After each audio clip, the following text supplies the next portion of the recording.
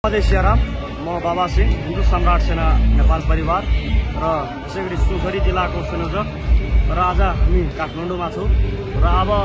जुन आन्दोलन अहिले चलिरहेछ यो हाम्रो आन्दोलन लगातार चल्नेछ र सम्पूर्ण देशवासीसँग यही आग्रह गर्न चाहन्छु यो हाम्रो देशको लडाई हो र सम्पूर्णजना सकेसम्म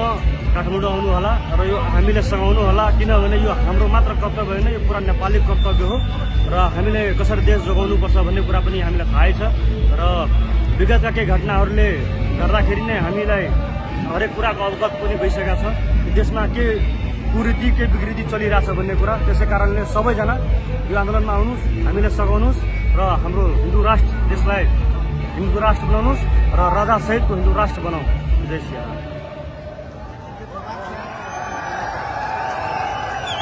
साथीहरू एकछिन बाँकी छ सुनको सिक्री हराएको यहाँ सूचना आएको छ साथीहरूले पाउनु भएको भए सम्पर्क गरिदिनुहोस् स्टेजमा।